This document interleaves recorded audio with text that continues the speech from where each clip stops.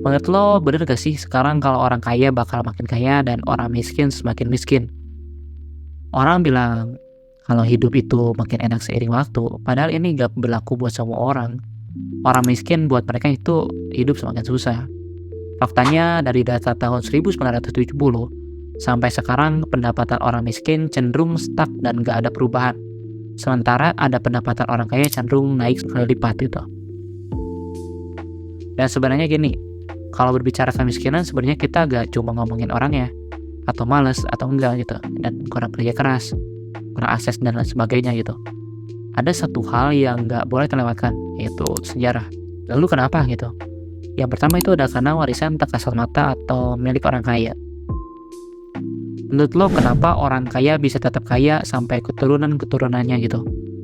Mereka mewariskan kekayaan ke anak cucunya. Entah itu kekayaan dalam bentuk uang, saham, bahkan koneksi. Sejarah keturunan bisa dibilang punya peran yang cukup penting dalam menentukan nasib finansial seseorang.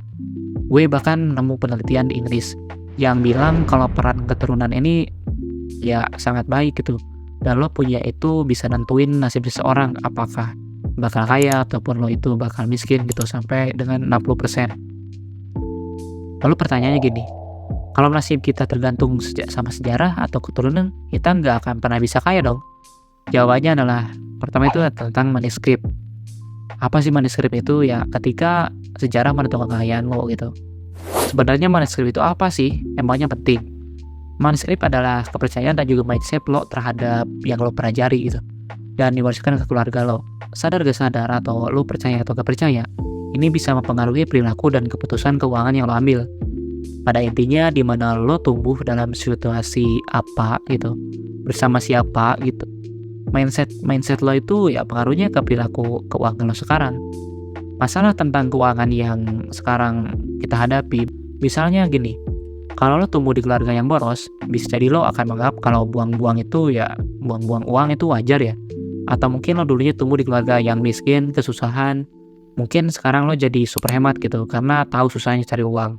Tapi jadinya susah kalau mau berbisnis, jadi terlalu hati-hati gitu, gak mau ambil resiko, jadinya miss kesempatan gitu untuk bisnis.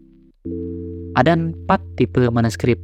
Ada money evidence, money worship, money status, dan juga money vigilance. Pertama tentang money evidence, alias tipe menghindar. Orang yang punya tipe ini cenderung menganggap kalau uang itu adalah hal yang negatif dan nggak penting gitu, yang bisa merusak hidup lo atau hubungan lo. Orang dengan tipe ini juga biasanya dengan nggak ngerti gitu cara menghasilkan uang yang banyak. Jadi ya denial gitu atau pura-pura nggak peduli. Yang kedua ada tipe money worship. Artinya ini alias tipe menghamba gitu. Orang yang punya tipe ini cenderung punya keyakinan di saat lo itu semakin banyak uang yang dihasilkan, dia bakalan semakin bahagia gitu. At the same time, orang-orang tipe ini cenderung ngejar duit terus-terusan, gak pernah ngerasa cukup dalam hidupnya gitu, dan gak pernah merasa bahagia. Tiga adalah tipe money status, alias tipe orang pamer. Dan mungkin ini tipe orang kayak gini tuh kalian juga ada lah, sebagai teman-teman kalian ada yang kayak gini gitu.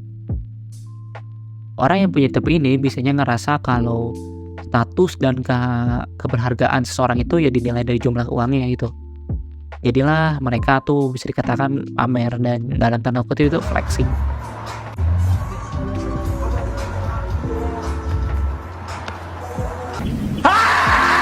Terakhir ada tipe money vigilance. Artinya mereka itu adalah orang yang waspada. Orang yang punya tipe ini biasanya cukup berhati-hati sama uang dan menganggap kalau uang itu harus dijaga, disimpan, ditabung, dan diinvestasikan. Mereka punya concern dan yang besar gitu bagi ranah kesehatan finansial.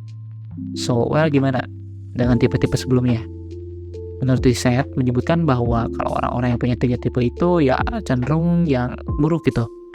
Cuma yang terakhir tentang money vigilance itu, mereka menginvestasikan uang ya demi masa depan gitu. That's why manuskrip kita ubah dulu. Kalau mau kaya dan sehat secara finansial, lo punya tipe yang mana? Seenggaknya kita bisa belajar sih untuk mengubah manuskrip kita dan perilaku kita gitu. Tentang mobilitas sosial itu bukan hal yang gak mungkin. Lo jadi pamer di keluarga lo, jadi generasi awal yang manuskrip bagus, dan lo bisa mewariskannya ke anak cucu ataupun siapa gitu. Ya itu mungkin yang gue bahas sekarang. Let's see ya, see you and goodbye.